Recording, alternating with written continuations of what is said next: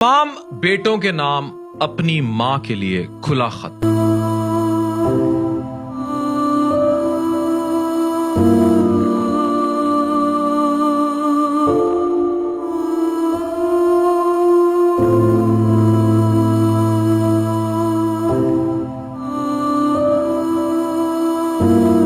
ये 10 बातें जो हर बेटे को अपनी मां से जरूर कहनी चाहिए, उस मां से जब वो 50 साल की उम्र की हद पार कर जाए।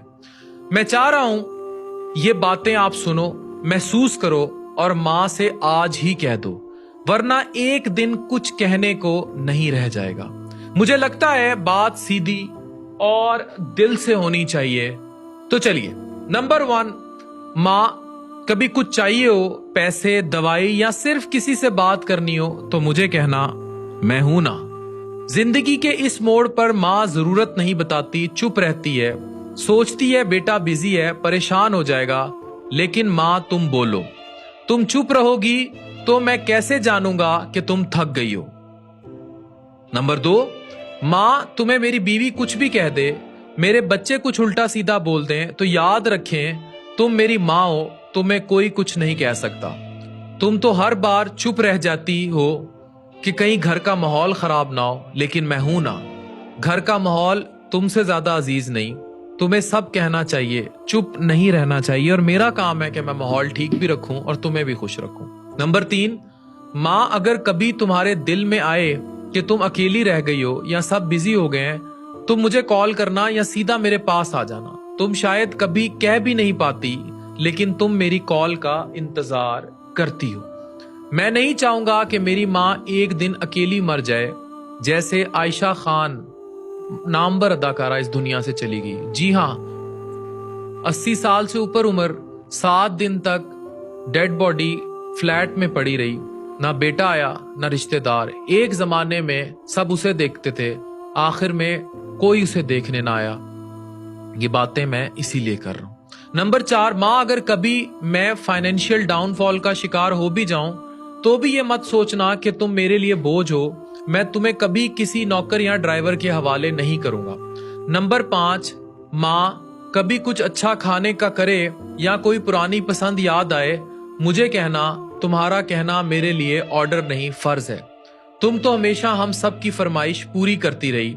अगर आज तुम्हारे दिल में गोलगप्पे खाने का ख्याल आए या कभी निहारी का मूड बने, तो कहना, मैं लाऊंगा, चाहे रात के 12 बजे ही क्यों ना हो। नंबर 6, मां अगर तुम कभी दर्द में हो, इमोशनली या फिजिकली, तो चुप मत रहना, तुम बताना, मैं तुम्हें सिर्फ पेन किलर नहीं बल्कि अपना वक्त भी दूंगा।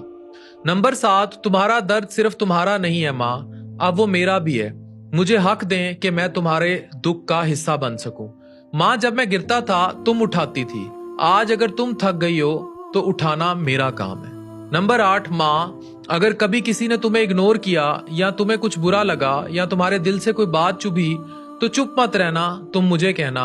मां के लिए अगर पूरी दुनिया का भी सामना करना पड़े, मैं तैयार हूं। नंबर 9, मां तुम मेरी जिंदगी की बरकत हो, तुम मेरे हर अच्छे वक्त का सबब हो। तुम रहोगी तो सब कुछ है, नहीं तो कुछ भी नहीं। लोग कहते हैं मां दुआ करती है, मैं कहता हूं मां खुद दुआ है। मां अगर तुम दुनिया से खामोशी से अपने अंदर दुखों का तूफान लेकर चली गई, तो मैं कभी खुद को माफ नहीं कर पाऊंगा।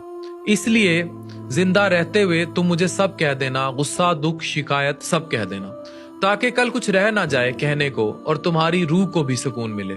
आप सोच रहे होंगे ये सब कहना मुश्किल है, लेकिन असल मसला ये है हम ये कहते ही नहीं है या कहना चाहते नहीं है। तो फिर एक दिन वो चली जाती है, जैसे आयशा खान चली गई, और सिर्फ एक गिल्ट रह जाता है, साइलेंस का। आप बिजी हो कैरियर में, शादी में, बच्चों में, बीवी में, पैसा कमाने में, लेकिन माँ के लिए सिर्फ आप हो। वो रोज अपना दिन इस उम्मीद पे गुजारती है कि आज बेटा फोन करेगा, आज बेटी मिलने आएगी, लेकिन कभी कभी मौत फोन से पहले आ जाती है। अगर आपकी माँ जिंदा है, ये वीडियो देख रहे हैं, उन्हें जाके गले लगाइए, उनके लिए वक्त निकालिए, वरना जब वो चली जाएंगी तो सिर्फ आप नंबर देखते रह जाओगे, वो नंबर कोई कभी नहीं उठाएगा। माँ सिर्फ जन्म नहीं देती, वो जिंदगी भी आप पर वार देती है। उसे जीते जी याद कर लो, वरना उसकी याद जिंदगी भर रुलाएगी।